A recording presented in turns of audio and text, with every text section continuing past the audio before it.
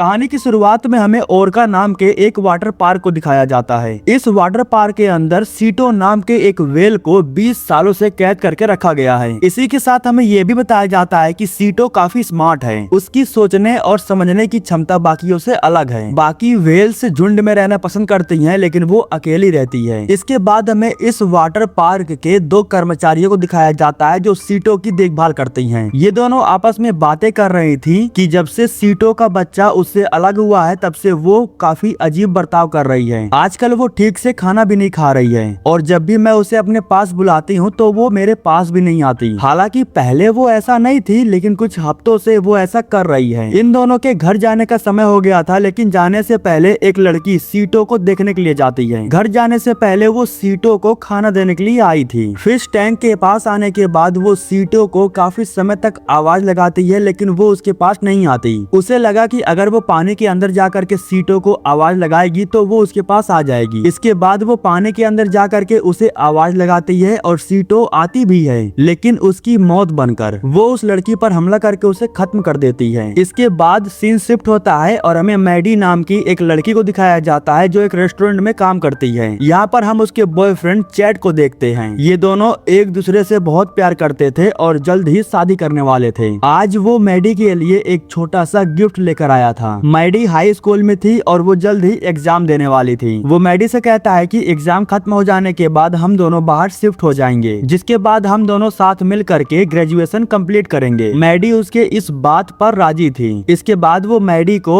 वो लॉकेट पहना देता है। ये दोनों रोमांटिक हो रहे थे। उसी वक्त यहाँ पर एक चोर आ जाता है। चोर के हाथों में शॉट गन थी, इसी वजह से दोनों डरे हुए थे। वो मैडी से सारे पैसे मांगता है। मैडी काफी डरी हुई थी, वो कुछ नहीं सोचती। वो सीधा जाकर के तिजोरी में से सारे पैसों को निकालती है और उस चोर के झोली में डाल देती है। लेकिन तभी उस चोर की नजर मैडी के लॉकेट पर पड़ती है और वो मैडी से वो लॉकेट मांगने लगता है जो अभी अभी चैट ने उसे दिया था। मैडी करती भी क्या, उसके पास कोई ऑप्शन नहीं था, इसलिए वो लॉकेट निकाल करके उसे देने लगती है। लेकिन बेचारे चैट को बहुत बुरा लग रहा था, क्योंकि उसने पहली बार मैडी को कोई गिफ्ट दिया था। इसीलिए उसे जैसे ही मौका मिलता है तो वो चोर पर हमला कर देता है। लेकिन उल्टा वो चोर चैट को ही बहुत पीट देता है। उसे मार खाता हुआ देख करके मैडी बीच में आ जाती है और वो गन को पकड़ लेती है। अगर गन चलती तो मैडी को गोली लग सकती थी, इसलिए चैट जल्दी से गन को पकड़ लेता है और साइड करने लगता है। लेकिन उसी समय गन चल जाती है। मैडी के काफी करीब से गोली गुजरती है। गन के आवाज से मैडी का कान सुन्न हो जाता है। काफी समय तक उसके कान में सिर्फ सीटी बज रही थी। इधर चैट और उस चोर के बीच में हाथापाई हो रही थी। तभी गलती से गोली चल जाती है और चोर को लग जाती है, जिसकी वजह से वो चोर बहुत ही बुरी तरह से जख्मी हो जाता है। जख्मी हालत में वो पैसों को उठाता है और जल्दी से बाहर की तरफ भाग जाता है। चैट उसका पीछा करते हुए बाहर आता है, लेकिन वो उसे पकड़ नहीं पाता। लेकिन यहाँ पर चैट को जमीन पर गिरा हुआ वो लॉकेट मिल जाता है जो उसने मैडी को दिया था। वो वापस से लॉकेट को ला करके मैडी को दे देता है और कहता है कि मैं तुमसे बहुत प्यार करता हूँ, तुम्हारे लिए कुछ भी कर सकता हूँ। इतने में एक कार आती है जो चैट को बहुत ही बुरी तरह से ठोक देती है। वो रोड के बीचों बीच में खड़ा था और उसे इस बात का अंदाजा नहीं था। मैडी उससे बहुत प्यार करती थी, लेकिन एक ही पल में उसकी पूरी दुनिया उजड़ जाती है। सीन शिफ्ट होता है और हमें पूरे 1 साल बाद मैडी को दिखाया जाता है। दिन महीने साल भले ही बीत गए हैं, लेकिन वो अभी तक अपने बॉयफ्रेंड को भुला नहीं पाई है। उसके दिलो दिमाग में आज भी उसके बॉयफ्रेंड की यादें हैं। अब अगर सच्ची मोहब्बत करने वालों के साथ ऐसा कुछ हुआ होगा तो वो मैडी की फीलिंग्स को समझ सकते होंगे। चैट की आखिरी निशानी वो लॉकेट था जो उसने मैडी को दिया था और आज भी वो मैडी के पास ही था। उस दिन स्टोर में गोली चलने की वजह से मैडी का कान सुन्न हो गया था। उसी वजह से मैडी के कान में प्रॉब्लम हो जाती है, उसे कम सुनाई देने लगता है, जिसकी वजह से वो अपने कान में एक डिवाइस पहनती है। इस डिवाइस को पहनने के बाद उसे अच्छे से सब कुछ सुनाई देता है। आज जब वो रेडी होकर के काम के लिए जा रही थी तो उसी वक्त उसकी दोस्त ट्रेसा आती है। वैसे तो वो एक इन्फ्लुएंसर है, उसके सोशल मीडिया पर 8 लाख से ज्यादा फॉलोअर हैं, लेकिन इसी के साथ वो मैडी की काफी करीबी दोस्त है और वो अपने खास दोस्त के साथ एक ट्रिप पर जाना चाहती थी। यहाँ पर वो मैडी से कहती है कि तुम जल्दी से पैकिंग कर लो, मैंने थाईलैंड का टिकट बुक कर दिया है। वैसे दोस्तों मैं आपको बता दूं, इन दोनों ने काफी समय पहले ट्रिप पर जाने का प्लानिंग किया था, लेकिन चैट के गुजर जाने के बाद मैडी डिप्रेशन में जा चुकी थी। ना ही वो किसी से बात करती थी और ना ही वो किसी से मुलाकात करती थी। बस काम और काम से घर, यही उसका रोज का था। माँ बाप तो थे नहीं, अगर होते तो शायद उसे काम भी नहीं करना पड़ता, लेकिन अपना पेट भरने के लिए, घर चलाने के लिए मजबूरी में उसे काम पर जाना जाना पड़ रहा था। उसकी दोस्त इस ट्रिप पर चलने के लिए उससे काफी रिक्वेस्ट करती है। वो मैडी से कहती है कि हमने काफी समय पहले इस ट्रिप की प्लानिंग कर ली थी। मैडी काफी दिनों से अकेली थी और वो कहीं पर गई भी नहीं थी, इसलिए दोस्त के कहने पर वो इस ट्रिप पर चलने के लिए तैयार हो जाती है। इसके बाद अगले सीन में हम इन्हें थाईलैंड के एक आइलैंड पर देखते हैं, जहाँ पर ये दोनों काफी मजे कर रहे थे और बियर सियर पी रहे थे। काउंटर पर इनकी मुलाकात जोश नाम के एक लड़के से होती है। उसके काउंटर पर वर्ल्ड ऑफ ओरका का कार्ड पड़ा हुआ था। ये उसी वाटर पार्क का कार्ड है जिसमें सीटो को रखा गया था। जोश इन्हें बताता है कि वो काफी फेमस व्हेल है, दूर दूर से लोग उसे देखने के लिए आते हैं। लेकिन मुझे ये बात काफी बुरी लगती है कि लोग उसे एक फिश टैंक में बंद करके रखे हैं। मैं तो चाहता हूँ कि वो बाहर समुद्र में रहे अपने लोगों के साथ, किसी को भी उसके परिवार से अलग करके नहीं रखना चाहिए। इसके बाद जोश उस कार्ड को फाड़ भी देता है। यहाँ तक कि वो इनसे ये भी कहता है कि अगर तुम सीटो को देखना चाहती हो तो मैं तुम्हें चुपके से ले जाकर के दिखा सकता हूँ। वैसे तो मैडी को कोई इंटरेस्ट नहीं था, लेकिन ट्रेसा देखना चाहती थी, जिसके बाद वो मैडी को भी मना लेती है। जिसके बाद जोश इनसे कहता है कि रात को यहाँ पर आना, पार्टी खत्म हो जाने के बाद मैं तुम्हें उसे दिखाने के लिए ले चलूंगा। इसके बाद हमें रात का सीन दिखाया जाता है जब मैडी और ट्रेसा दोनों पार्टी में आते हैं और काफी एंजॉय करते हैं। इसके बाद जोश इन दोनों को चुपके से उस वाटर पार्क के अंदर ले जाता है। पीछे के रास्ते से चुपके से ये सभी लोग अंदर चले जाते हैं। जोश और ट्रेसा दोनों मजे करने के लिए मैडी को भेज देते हैं ताकि वो अकेले जाकर के सीटो को देख आए। जब वो फिश टैंक के करीब जाती है तब कुछ समय के बाद सीटो उसके सामने आता है। यहाँ पर दोनों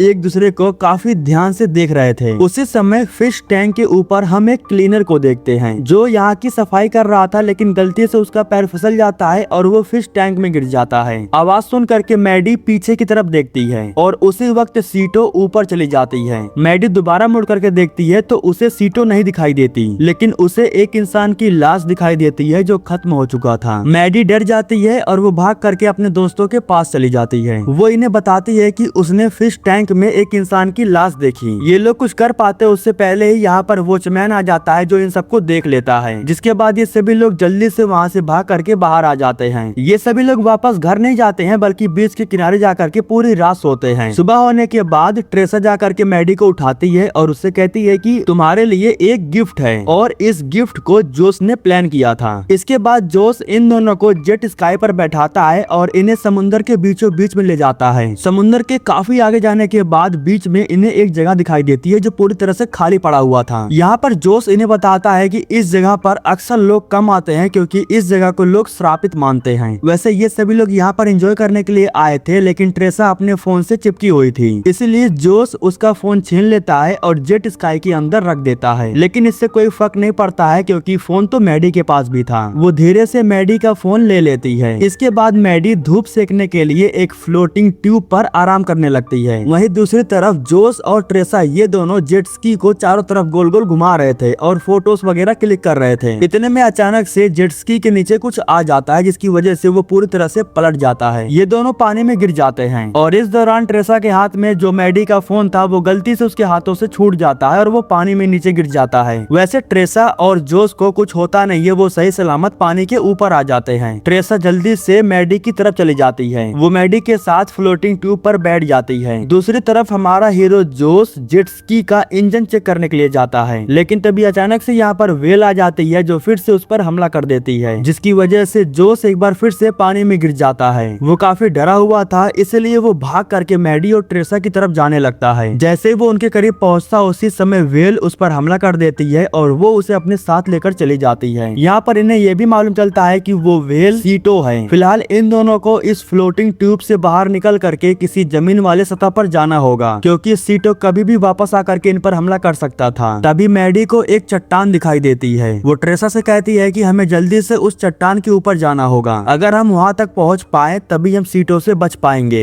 इसके बाद ये दोनों आहिस्ता आहिस्ता करके उस चट्टान की तरफ जाने लगते हैं, लेकिन तभी आहिस्ता आहिस्ता करके सीटो भी इनके काफी करीब आ जाता है। जोश को मारने के बाद वो उसका ब्लड इनके ऊपर लाकर फेंक देता है। सीटो इन्हें नुकसान नहीं पहुंचाता है, बल्कि वो बार बार घूम करके इनके चक्कर लगा रहा था, लेकिन किसी भी पल वो इन पर हमला कर सकता था। इसलिए मैडी कहती है कि फ्लोटिंग ट्यूब से हम चट्टान तक नहीं पहुंच पाएंगे, हमें पानी में कूदना पड़ेगा। दोनों इस चीज की प्लानिंग करते हैं और जब सीटो इनके करीब वापस आने लगता है तो उसी वक्त ट्रेसा पानी में छलांग लगा देती है। वो बिना एक भी बार पीछे देखे लगातार स्विमिंग करते हुए उस चट्टान के ऊपर चली जाती है। मैडी काफी डरी हुई थी, इसलिए वो पानी में स्विमिंग नहीं कर पाती। सीटो वापस से उसकी तरफ ही आ रहा था, इसलिए मैडी जल्दी से फ्लोटिंग ट्यूब के ऊपर चली जाती है। इधर ट्रेसा जैसे तैसे करके चट्टान के ऊपर तो चली गई थी, लेकिन उसके पैरों में काफी गहरी चोट आ गई थी। मैडी के आसपास सीटो चक्कर लगा रहा था। अगर वो सही समय पर पानी में नहीं कूदती तो वो उस पर हमला कर देता। जल्दी से वो पानी में छलांग लगाने के बाद स्विमिंग करते हुए चट्टान के ऊपर चली जाती है। फाइनली ये दोनों चट्टान के ऊपर तो आ गए थे, लेकिन अभी भी इनकी समस्याएं खत्म नहीं हुई थी। चट्टान पर चढ़ने की वजह से इन दोनों के पैर में चोट लग गई थी। ट्रेसा के पैर से ढेर सारा ब्लड बाहर निकल रहा था, इसलिए मैडी अपने कपड़े निकाल करके उसके जख्मों पर बांध देती है ताकि ब्लड निकलना बंद हो जाए। मैडी के पैरों में भी चोट लगी हुई थी, इसलिए उसे भी दर्द हो रहा था। यहाँ पर वो ट्रेसा से पूछती है कि मेरा फोन कहाँ पर है, अगर फोन मिल जाता है तो हम हेल्प बुला सकते हैं। जिस पर वो मैडी को बताती है कि जब वो जोश के साथ पानी में गिरी तो उसी वक्त उसका फोन हाथ से छूट गया और उसका भी फोन पानी में ना जाने कहां पर गिर गया। इस बात से मैडी थोड़ा नाराज तो होती है, लेकिन वो ट्रेसा को कुछ कहती नहीं है, क्योंकि इससे भी बड़ी समस्या इनके सामने थी। इन दोनों को सरवाइव करना था और जुगाड़ करके यहाँ से बाहर निकलना था। मैडी जब अपने बैग को चेक करती है तो उसके अंदर उसे एक च्युइंगम मिलता है। इससे पेट तो नहीं भरने वाला था, लेकिन फिर भी दोनों थोड़ा थोड़ा बांट कर खाते हैं। शाम होते होते भूख और प्यास से दोनों की हालत खराब होने लगती है। अचानक से जब ट्रेसा की आंख खुलती है तब वो पानी में एक बोट को देखती है। दोनों जल्दी से चिल्ला करके उस बोट को आवाज लगाते हैं, लेकिन वो इनसे काफी दूर था। वो इनकी तरफ ध्यान नहीं देता है, वो धीरे से यहाँ से चला जाता है। मैडी और ट्रेसा दोनों ही काफी मायूस हो जाते हैं, लेकिन हार नहीं मानते। दोनों एक साथ उस चट्टान पर बैठ करके पूरी रात गुजार देते हैं। अगले दिन सुबह में जब इन दोनों की आंख खुलती है तब ये दोनों पानी पीने के लिए एक जुगाड़ करते हैं। इनके पास एक थैली थी जिसमें इन दोनों ने बरसात का कुछ पानी इकट्ठा कर लिया था और उसी पानी को पी करके थोड़ा बहुत इनकी प्यास बुझ जाती है। लेकिन आज दूसरा दिन था और इन्हें भूख भी लग रही थी। मैडी कहती है कि अगर हम चट्टान के नीचे चेक करें तो हमें खाने के लिए कुछ मिल सकता है। जब मैडी नीचे जा करके चेक करती है तब उसे एक सेल मिलता है। ट्रेसा ने उसे ऊपर से पकड़ रखा था। अचानक से सीटो आ जाती है, जिसको देख करके मैडी घबरा जाती है, लेकिन हमला करने से पहले वो ऊपर चट्टान पर चली जाती है और वो अपने साथ सेल भी लेकर आई थी। ये दोनों उसे तोड़ करके उसके दो हिस्से करते हैं। वैसे तो उसे खाना इनके लिए काफी मुश्किल था, क्योंकि उसे इस तरह से खाया भी नहीं जाता, फिर भी मजबूरी में उसे खा करके अपनी भूख मिटाते हैं। इस तरह से सारा दिन बीत जाता है और अब इनकी उम्मीद भी खत्म हो रही थी, क्योंकि इस जगह पर ये दोनों चुपके से आए थे और इनके बारे में किसी को पता भी नहीं था। इतना तो फिक्स था कि कोई भी इन्हें ढूंढते हुए यहाँ तक नहीं आने वाला था। ट्रेसा कहती भी है कि अगर हम सीटों से बच भी गए तो भूख और प्यास से मर जाएंगे,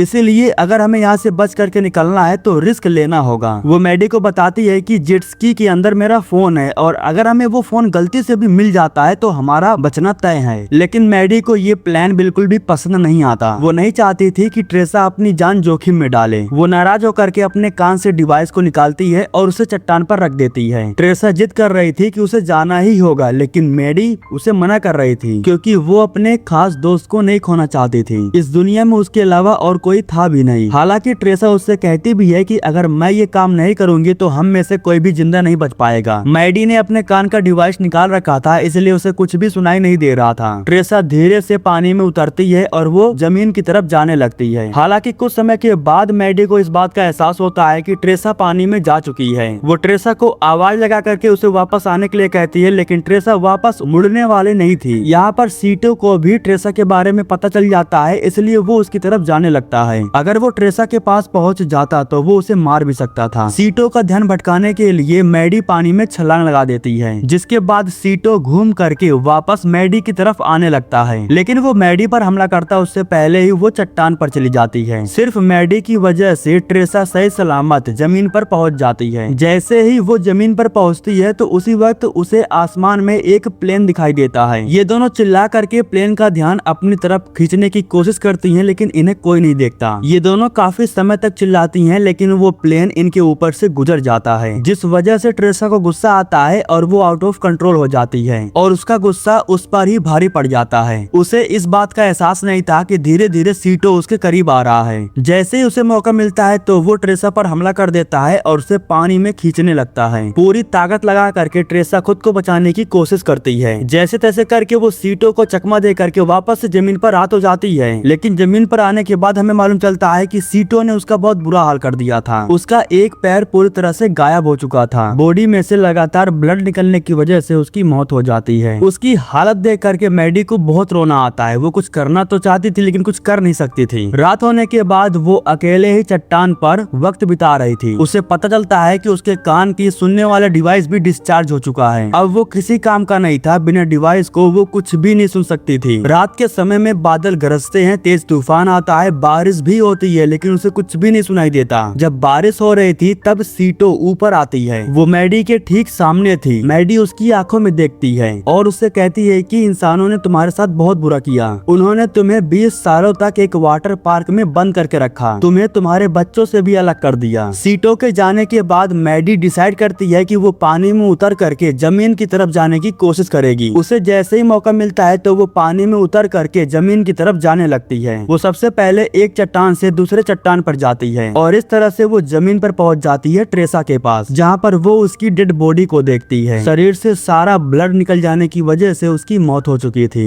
मैडी के सामने करो या मरो वाले हालात थे। अगर वो किसी भी तरह एक बार कोशिश करके ट्रेसा का फोन हासिल कर लेती है जो कि जेट स्की के अंदर पड़ा हुआ है, तो वो आसानी से रेस्क्यू टीम को बुला सकती है। जेट स्की पानी में नीचे डूब रहा था। मैडी नीचे पानी में जाने का डिसाइड करती है। वो जेट स्की के पास जा करके वो बैग निकालती है जिसके अंदर ट्रेसा का फोन रखा हुआ था। जैसे ही मैडी को वो फोन मिलता है तो वो जल्दी से इमरजेंसी में कॉल डायल कर देती है। इमरजेंसी में कॉल लग चुका था लेकिन कॉल रिसीव होता उससे पहले ही फोन डेड हो जाता है और फिर अगले ही पल यहाँ पर सीटो आ जाती है जो मैडी के चारों तरफ चक्कर लगाने लगती है। लेकिन कुछ समय के बाद जब वो यहाँ से चली जाती है तब मैडी नीचे जेट स्की के पास वापस जाती है। दरअसल वो जेट स्की को उठा करके ऊपर ले जाना चाहती थी। अगर वो उसे ऊपर ले जाने में कामयाब हो जाती है तो वो यहाँ से बाहर निकल सकती थी, लेकिन अगले ही पल यहाँ पर सीटो आ जाती है, इसलिए मैडी छुप जाती है। सीटो को उसके बारे में खबर लग चुकी थी। वो उस पर हमला करने के लिए उसकी तरफ आगे बढ़ रहा था, लेकिन मैडी के पास एक छोटा सा हथियार था जिससे वो उसकी आंखों पर हमला कर देती है। वो यहाँ से भाग जाती है और इसके बाद मैडी ऊपर आ जाती है। शुक्र था कि मैडी को